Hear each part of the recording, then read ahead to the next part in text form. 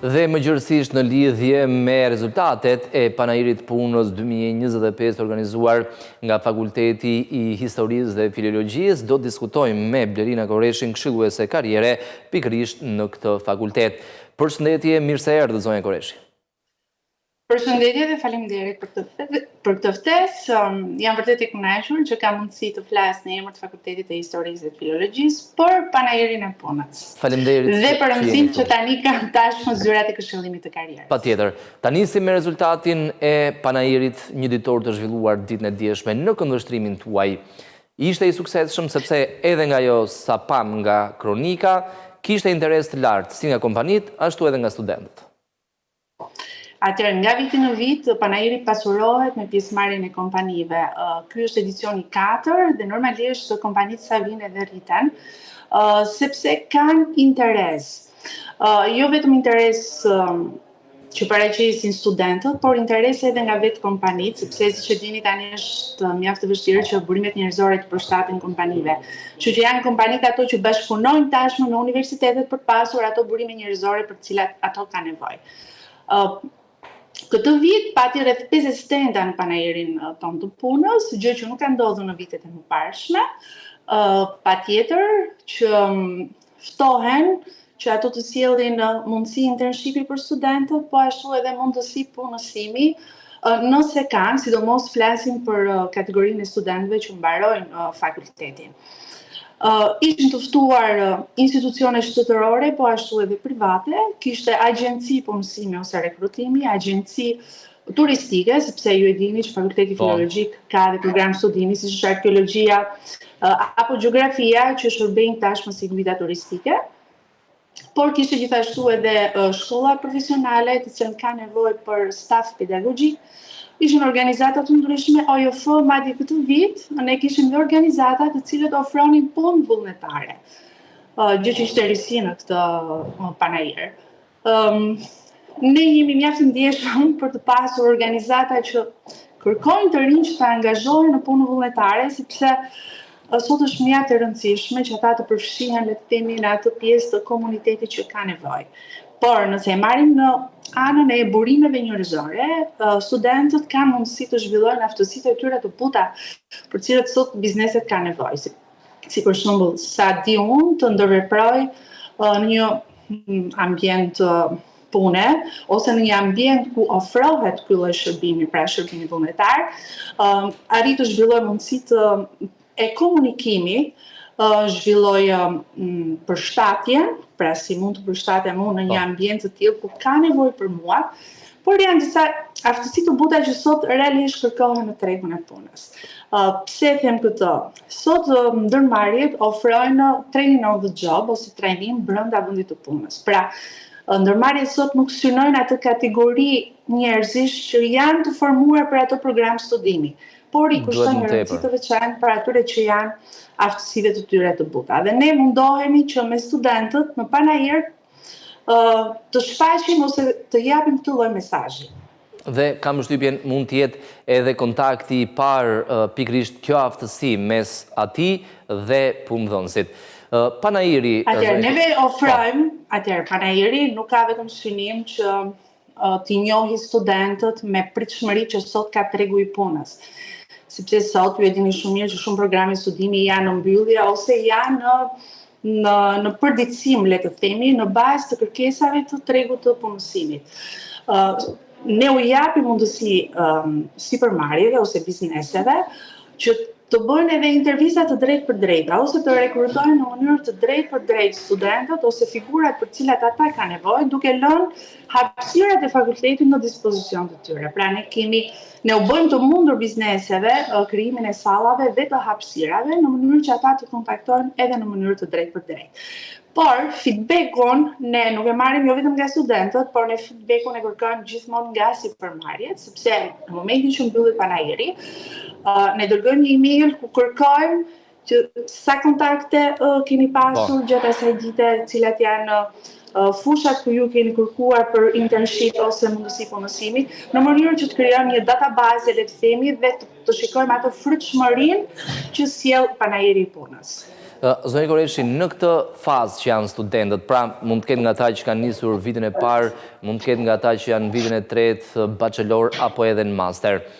Këto panajire duhet jenë të orientuar më së shumti drejt asaj që ju thatë internshipeve, madje formimeve profesionale apo edhe aspekteve të kësaj natyre, apo drejt për zdrejti në punësim? Atëherë, varet gjithmonë nga kategoritë. Në qoftë se flasim për studentë të vitit të parë dhe vitit të dytë, ne u japim mundësinë e internshipeve, sepse ata kanë mundësi të pasurojnë CV-n e tyre dhe kanë nevojë që të pasurojnë CV-n e tyre. Pse e them këtë? Atëherë, programet e Fakultetit Filologjik janë programe të pasionit. Flasim qoftë për gazetarin, gjuletërsinë, arkeologjinë, historinë dhe gjeografinë. Disa shumica lektemi kanë ardhur prej pasionit që kanë për këto programe studimi. Ndërsa ka dhe të tjerë që ndoshta kanë ngelur pa një nuk kanë fituar të drejtën për të cilën ata kanë aplikuar në fillim, pra nuk ka qenë zgjedhja e tyre e parë, por mund të qenë zgjedhja e dytë ose e tretë e tyre. Pikërisht për këtë kategori që nuk e ka të qartë se çfarë do të bëjnë në të ardhmen, janë mundësitë e internshipeve dhe çfarë bëjmë ne si këshillim karriere. Që gjatë 3 vjeçarit të bachelorit, ata kanë nevojë të njohin vetveten. Pra duhet të provojnë internshipe ose eksperienca të ndryshme, në mënyrë që në fund të bachelorit, pra në fund të 3 vjeçarit, ata të kuptojnë se çfarë janë në gjendje të bëjnë ose ku ata mund të japin më të mirën e tyre. Kështu që 3 vitet e para të bachelorit këshillojmë patjetër internshipe, përti asaj që ka edhe punë sezonale që ofrohen gjatë panajirit. Ndërsa për ata që janë të profilizuar dhe që janë në përfundim të studimeve të tyre, patjetër që ne ofrojmë mundësinë për të punësuar nëpërmjet panajirit. Patjetër duke u gërshetuar ky panajir me programet e studimit që ne ofrojmë. Zoti Koreshi, përtej panajirit, sepse panajiri i punës që organizohet nga fakulteti juaj është një herë në vit, ka edhe panajire të tjerë, por gjithsesi kam shtypjen që puna nuk duhet mbetet aty. Përtej panajirit, sa i patjetër që rëndësishëm... nuk mbetet aty, atëherë që nga 2021 Universiteti i Tiranës, flasim edhe për fakultetin ku unë bëj pjesë, ka hapur zyrat e karrierës. Kjo është një kërkesë, e marrim në nivel ministrie, e marrim në nivel BE-e, e marrim në nivel ministrie, e marrim në nivel rektorati dhe në nivel fakultetesh. Zyrat e karrierës duhet të marrin rëndësinë e tyre, sepse në fund të fundit po diplomohem në mënyrë që në të ardhmen të kem një punë ose një profesion. Zyrat e karrierës bëjnë marrëveshje me shumë biznese që të japin mundësi studentëve që fillimisht mund të bëjnë një internship dhe më pas mund të punësojnë. Pra, ka një lidhje të fortë midis zyrave të karrierës dhe bizneseve. Ne kemi çdo ditë kërkesa për punësim nga sipërmarrje të ndryshme, por edhe nga media të ndryshme, që kërkojnë studentë të cilët janë afër diplomimit me qëllim punësimin e tyre.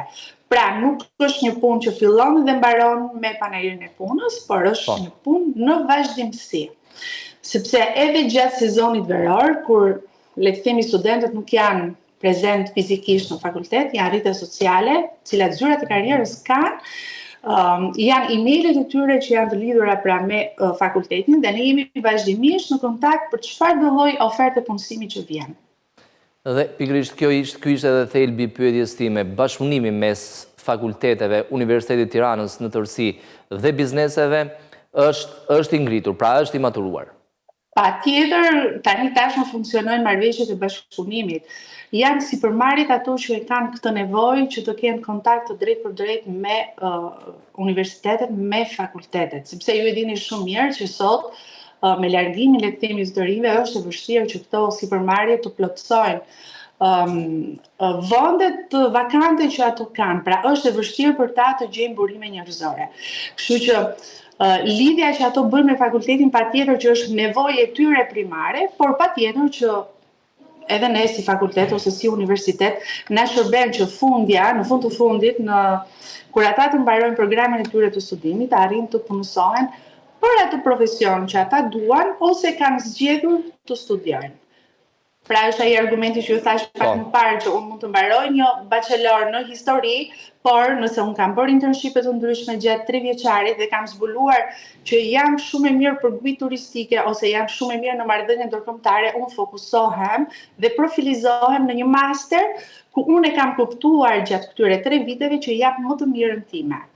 Zonjë Koreshi, sa i rëndësishëm është orientimi apo këshillimi i karierës për studentët, pyes për studentët sepse ju jeni në Fakultetin e Historisë dhe Filologjisë dhe njëkohësisht, sa herët duhet filloj, pra në çfarë pike të studentëve apo nxënësve duhet filloj ky këshillim? Atëherë, këshillimi i karierës duhet të fillojë që në shkollën nëntëvjeçare. Kjo është një domosdoshmëri dhe është një nevojë. Pse them këtë? Nga këshillimet që unë bëj me studentët e mi, sidomos në fund të 3 vjeçarit të bachelorit, e shikoj që janë të penduar për atë program studimi që ata kanë zgjedhur ose që ju është dukur le të themi i nevojshëm gjatë kohës që ata kanë qenë në gjimnaz, sepse nuk janë të mirë orientuar. E them këto edhe për shkollat e mesme profesionale që ata janë orientuar, për shembull, kam student që kanë mbaruar shkollën profesionale të ekonomikut dhe kanë pasur pasion gazetarin. Por kur kanë ardhur për shembull te gazetaria janë penduar dhe janë rikthyer pikërisht le të themi pasionin që ka pasur gjatë kohës së gjimnazit. Është e nevojshme që këshillimi i karrierës orientohet në shkollat nëntëvjeçare për të bërë zgjedhjen e duhur për shkollë profesionale ose për gjimnaz dhe pastaj për universitet. E shikoj që janë disi konfuz edhe gjatë kohës që ata ndjekin studimet universitare. Jemi shumë vonë. Jemi shumë vonë e para sepse në tregun e punës sot nuk ka këshillues karriere. Së fundmi 3 ose 4 vitet e fundit di që është hapur një master profesional për këshillues karriere, që është po në Universitetin e Tiranës dhe këtë ofron në Fakulteti Shkencave Sociale, që do të thotë po rritet ndjeshmëria për të pasur këshillues karriere. Në qoftë se nuk ka një program studimi që të formoj këshillues karriere, patjetër që do të jetë edhe vështirë që shkollat nëntëvjeçare dhe gjimnazet të kenë le të themi këshillues karriere të mirëfillt. Jo këshillues karriere kur vendoset një mësues që orienton disi. Edhe ai ka rolin e vet, patjetër. Madje gjatë panajirit që ne bëjmë në muajin mars, ku bëjmë këshillim karriere për gjimnazet, në mënyrë që të tërheqim kontingjent për universitetet, një nga gjërat që u them nxënësve ose maturantëve, që çfarë do të bësh në jetë. Dhe fillimisht ata qeshin. Por u them, ti duhet ta kish kuptuar gjatë 3 viteve të gjimnazit. Në qoftë se nuk je akoma i bindur, ti do të pyesësh mësuesin tënd kujdestar që të shikon se ku je ti i orientuar. Mund të pyesësh ndoshta edhe prindrit, por prindrit e kanë pak të vështirë të përshtaten me pritshmëritë që do ky brezi që është sot. Mund të pyesësh një kushëririn tonë që është intelektual në FIS dhe që të shikon një çik se ku je ti. Por kjo nuk është mjaftueshme për ta. Ata kanë vërtet nevojë për një këshillues karriere që të shikojë aftësitë e tyre dhe ku ata janë të prirur ose të orientuar që mund të japin më të mirën e tyre. Mbase prindrit janë disi subjektiv në dhënien e këtij këshillimi sepse mbase duan çfarë ata të bëhet fëmia. Prindrit kanë atë rolin e tyre që patjetër që duan që të zgjedhin këto programe studimi që vërtet shajnë në tregun e punësimit. Unë do të jem reale dhe e qartë në këtë që them që programet e studimit Fakultetit Filologjik nuk janë ato që bëjnë nuk bëjnë nami në tregun e punësimit, në qoftë se do të marrim krahasim me teknologji informacioni ose me mjekësinë, ku shumica priren që të orientohen. Po ju them vetëm një rast që ne kemi pasur një studente vjet që kishte bërë 1 vit në mjekësi, por mjekësinë ja kishin detyruar prindrit. Dhe ajo ishte frustruar nga ajo çfarë bënte dhe erdhi një ditë në fakultet. Erdhi për të regjistruar në gjuhë letërsi sepse atë kishte pasion. Pra prindrit duhet dhe realisht ajo e la fakultetin e mjekësisë, është regjistruar, tashmë është studente në programin gjuhë letërsi. Prindrit duhet ta kuptojnë që nuk mund t'i detyrojnë fëmijët deri në atë nivel sa të kuptojnë që ata janë të frustruar dhe ndihen keq nga ana psikologjike. Pra, prindrit patjetër që duan më të mirën e tyre, por nuk janë orientues të mirë le të themi të këshillimit të karrierës. Okej, mund të japin një orientim duke i analizuar le të themi fëmijët e tyre në nivelin e karakterit, pra çfarë mund të japin ata më të mirë, por nuk janë objektiv gjithmonë. Këtë e flas gjithmonë vetëm nga rastet e shumta që ne kemi pasur në fakultetin tonë. Pra, më mirë është një afërm i cili mund të ketë disa aftësi për të orientuar apo këshillues i karrierës. Është më objektiv. Atëherë, Unë them që është e nevojshme që të ketë një këshillues karriere. Që patjetër nëse një këshillues karriere frekuenton çdo ditë institucionin, pra shkollën e mesme ku ky nxënës pra është bën pjesë, atëherë këshilluesi karrieres ka për detyrë që të flasë me të gjithë mësuesit, të flasë me mësuesit kujdestare për të parë një çik, jo vetëm ku është mirë ai, le të themi, në bazë të lëndëve, por edhe ku ai jep të mirën e tij në bazë të karakterit. Pra sot është e rëndësishme në tregun e punës aftësitë e buta, pra mënyra se sa ne interveprojmë me të tjerët, sa arrim ne të përshtatemi në një ambient, sa arrim ne të komunikojmë ose të japim më të mirën, sa kam unë mundësi të bëj problem solving, ose nëse unë kam një problem, sa jaftë jam unë për të zgjidhur. Pra janë këto aftësitë e buta që sot kërkohen në tregun e punës. Sepse bizneset sot formojnë njerëzit që ata duan. Kështu që prandaj them që këshillimi i karrierës duhet parë më shumë në nivelin e karakterit, ose të asaj çfarë ne jemi më mirë të japim nga vetja. Zonjë Koreqi, edhe një pyetje për ta mbyllur bisedën aty ku e nisëm me Panairin. Panairi që organizohet nga fakulteti juaj ka shërbyer, qoftë ky i djeshmi, por edhe të kaluarit kanë shërbyer edhe si një dritare punësimi ose derë punësimi drejt për drejt studentëve të kompanit, mbas ata që janë duke përfunduar bachelorin apo edhe masterin? Atëherë, le të themi që kompanit kërkojnë më shumë burime njerëzore se sa ajo çfarë ne ofrojmë. Për shembull, programet e studimit, le të themi, nuk janë të mbushura. Flas gjithmonë për fakultetin e historisë, filologjisë. Nëse do bëja një ndarje të degëve, dega e gazetarisë është ajo e cila ka punësimin më të madh dhe ka kërkesën më të madhe, jo vetëm në këtë panair, por gjatë gjithë vitit me kontaktet që zyrat e karrierës kanë me televizionet e ndryshme. Për programet e tjera, atëherë ju e dini që gjeografia, historia dhe gjuhëlehtësia ofrojnë programet e mësuesisë, që do të thotë kemi një nivel mjaft të mirë të punësimit. Edhe inklusisht subvencione nga qeveria. Patjetër, quhet program prioritar, kështu që janë edhe ato pagesat ekstra që shteti shqiptar ofron në fund të muajit. Problemi është për atë kategori që ende nuk e gjen veten. Për shembull, kush vjen të regjistrohet për mësuesi e ka të qartë që ai do bëj atë rrugtimin e tij master profesional në mësuesi dhe e ka të ndarë në mendjen e tij që do bëhet mësues. Ndërsa për atë kategori tjetër, për shembull për atë që ndjek një master shkencor në histori, për atë që do të ndjek një master shkencor në gjeografi. Pra janë kategori që ndoshta tregu i punësimit nuk është ai që duhet të jetë. Panairi i punës ofrohet pikërisht për këtë lloj kategorie, sepse është ajo çfarë unë thash pak më parë, që në qoftë se unë gjatë 3 vjeçarit të bachelorit kam gabuar që kam ardhur në këtë program studimi, ose nuk jam e bindur, ose u pendova, nuk e gjej veten, ama masteri profesional do të thotë që duhet jetë ai duhuri që unë duhet të zgjedh. Pra është ai duhuri që mua nesër do të më jap një profesion. Dhe pikërisht panairi i punës shërben pikërisht për këtë lloj kategorie, që ndoshta në 3 vjeçar ka qenë pak i luhatur, por duke u fokusuar për shembull tek guida turistike, që është master profesional, ka plot agjenci turistike që tani ofrojnë mundësi për të pasur guidë turistike.